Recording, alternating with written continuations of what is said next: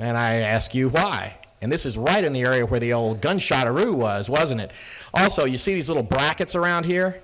This is an unredacted copy. The original copy of this put out blacked out those things so you couldn't see what they were talking about.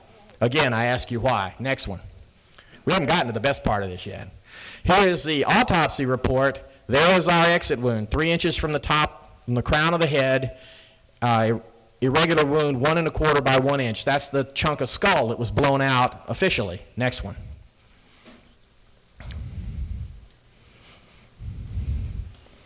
Okay, scoot this down, or move it so we can see the top of the page. I think you have to scoot it. Okay, up at the top, reproduced at National Archives. I dug this up this summer, sadly for Mr. Starr, 4 days after he turned in his report. Because I gave Mr. Starr everything I had, but I couldn't turn this into him because I found it 4 days late.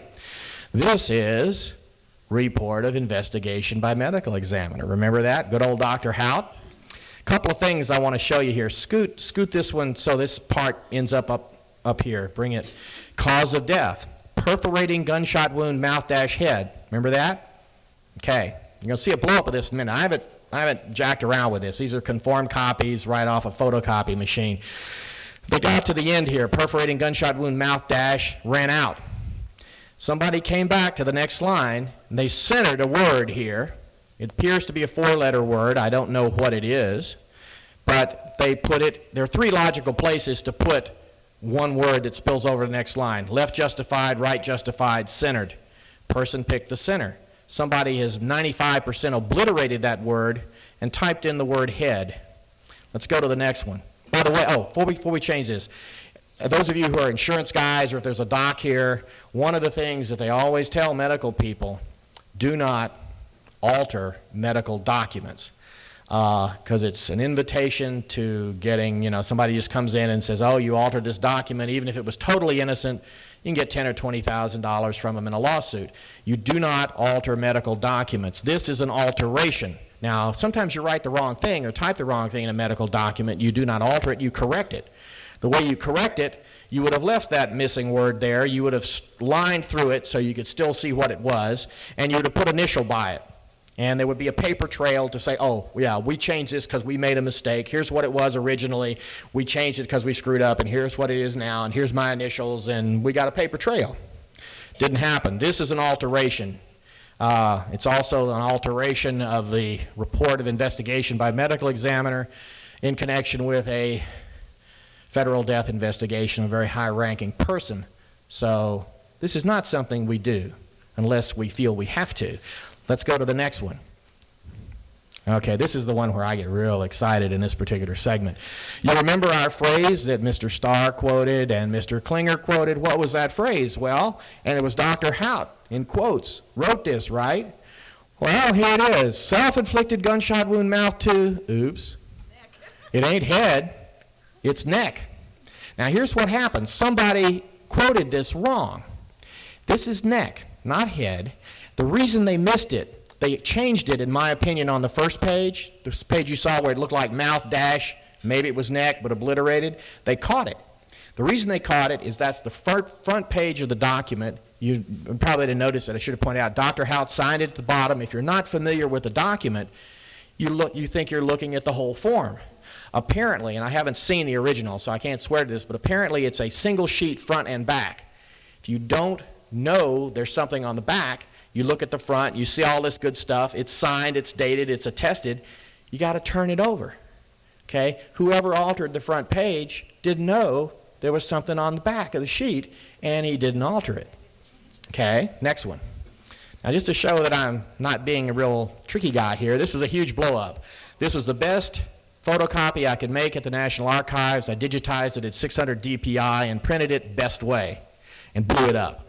Now, I don't know if that's neck. Don't go away and tell your friends Hugh said this is neck. I say it's a 4-letter word. Maybe that could be the top right of the K. But take a look at head. I think what it was done with liftoff tape. Somebody came in with a correcting selectric, which, although they are archaic, our government still uses a lot of correcting selectrics. They put the form back in the typewriter, and struck, knocked all this out. However, when they rolled it back in the typewriter, it didn't line up perfectly. The type was a little high, and so it didn't eliminate the very bottoms of some of these letters. If you look at head very carefully and draw a line right across the bottom, I think you'll find that it's about 1/12 of a line higher than the bottom of these numbers. So somebody went through, lined it up best they could, lifted this stuff off, and then typed in head so it would fit the autopsy report. And head is a little bit high. That's why this part was the part that wasn't lifted off. You know, this is not brain surgery, no pun intended. Okay, I think Mr. Wizard's little kids could figure this out. Next one. Oh, just to show you that I didn't do any hanky-panky, this is a blow-up of mouth to neck. That's clean. That's what the doctor wrote on the back. Next one. Oh, okay. Let's just say, all right, pretty good story so far, Hugh, but can you nail the door shut for me? Okay.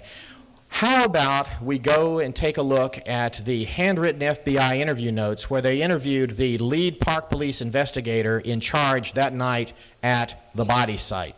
Note I don't say death scene. I don't think he died there. Because they, after all the pictures were taken, they rolled over the body and checked out his wounds. So presumably, the handwritten FBI interview notes of the lead Park Police investigator at the body site that night might tell us something about the wound. And here's what happens. This is an explanation over here. You can read if you want, but this is handwritten. I've kind of typed it over here. This is the FBI agent writing down what the Park Police investigator in charge at the body site told the FBI agent. Dr. Howard arrived and asked what was time of death. Body was rolled over by Rolla, that's the investigator, to fully something, and there's a word that's lined out here, I don't know what it is, to fully investigate extensive blood on back of shirt. Then we have the words back of head, and they black it all out. There's a lot of this material is redacted. The typical reason you redact something is Julie Jones is being interviewed and we redact out her home address, her home phone number, her date of birth, her social security number. We also black out things that would materially interfere with an ongoing investigation. There are some other exceptions under the Freedom of Information Act. There are about 6 of them, I think. We have a lot of detail, as you've seen, on the official existence of the wound. Nobody blacked it out. Nobody blacked out the official explanation of what it was. But this is the FBI guy. He's taking this down real time. We had to sue under FOIA to get this. This was public only because we won a lawsuit. And they don't want you to know what's here. And I'd like to just say, why do you think they don't want you to know? Next one. A little bit more on the gun. This is the first person who found the body, the so-called confidential witness. One of the big items of controversy was Foster was officially holding this black .38 Colt revolver in his right hand, kind of down like this. And the person who found the body stood over the body like this for a few minutes. The head was right here, hands were out, they were visible, and he was adamant under oath that there was no gun in either hand. He didn't know that Mr. Foster had been shot because there was no gun. The only blood he saw was a little dried blood on the lip and a little dried blood on the nostril. Very little blood. Okay, so that's another weird thing about the gun. Down here, this is Congressman Burton and Micah and others. They've got him under oath here. And what happened when the confidential witness was interviewed by the FBI, they tried to say, look, say the gun was really there, could you have missed it? No, I couldn't have missed it. I leaned over the body. You know, you'll see a picture later that will make you understand why the guy would say, if it was there, I would have seen it. So the FBI guy said, look, let me give you a hypothetical. Let me lead you, witness. What if, and here's what they said, what if the hand was palm up, the gun, the trigger guard of the gun was over the thumb, and the body of the gun was under the hand, most of the gun being blocked by the hand. Would you have seen the gun? Yeah. And they go on and on this way for about 20 or 30 times in the same interview, or actually 2 or 3 interviews. And finally he says, okay, he says, you know, if what you're telling me is right, you know, maybe, possibly, conceivably, you know, I could have missed it, but I didn't see any gun. And then he got really intelligent. He said, show me these pictures you keep telling me you have to refresh my memory. Oh, we can't show you those pictures. That would, you know, screw up the investigation. But what happened was after he was interviewed by the FBI, the congressman put this confidential witness under oath, and they showed him the picture for the first time. He'd never seen it. And here's what he said. His confidential witness answers, "I had never seen that picture until the congressman handed it to me. Mr. Liddy had told me that the picture had been published somewhere, but I had never saw it, or I would have probably been, I would have been screaming." The reason he says he would have been screaming is that the picture shows the gun in the hand, palm down. The Bureau got him to concede maybe he would have missed it if the palm were up and the gun were under it. And so he's saying, hey, I didn't see a gun. Next one.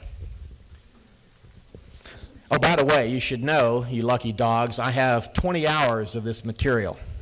You're getting some of the better stuff, but I do have 20 hours of it. Okay, now, we got the first policeman on the scene. He gets to the body because the confidential witness caused a 911 call to be made, dead body in the park. Park police responded. This was an officer, first officer to locate the body. Curiously enough, he is under oath, and what does he say? Apparently, people at the scene were pointing this gun out to him. He said, "Do you see the gun?" To you, "Yes." "What did you say?" "I said, no, I don't see any gun." He's the first policeman at the scene. He's in charge of securing the scene until the investigators arrive. Obviously, a major component of that scene is a potential death weapon. He is right over the body, and he is adamant and repetitive under oath, "I never saw a gun."